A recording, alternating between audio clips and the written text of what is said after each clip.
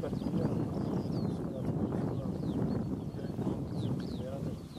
Všetko závisí od koncentrácie a od dobrého zloženia tej vertejnotrávnej miešanky, na čo sa naši. Sú tady myslím, že niečo je. No. Samozrejme, ten prechod je dôležitý. To znamená, že oni mali ešte minulý týždeň seno, pretože tá tráva vybehla za týždeň. A vlastne je dôležitý ten prechod, to bolo kontinuálne. A všetko je veľmi jednoduché, pretože si človek stačí, keď je tu 2-3 hodiny a sleduje ten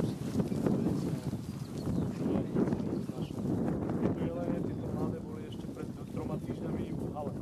Hej? 2-3 týždňami boli ešte v hale.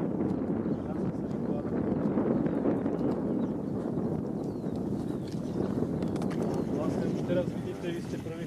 Na niektorých ešte vidíte zimnú srst taký doškodaný, hej? A tu vidíte, že už toto stráca, že už v podstate chytajú tú typickú červenú farbu. Treba povedať, že z toho, čo sa vám narodí, dajme tomu samcov, hej, tak vlastne po tej selekcii si nechávam ja nejakých 20%, všetko ostatné ide preč. To znamená, že pokiaľ nesplňa tie párožené do 2. roku, napríklad tie moje parametre, plamené hodnoty, tak vlastne ide okamžite buď na mäso alebo preč.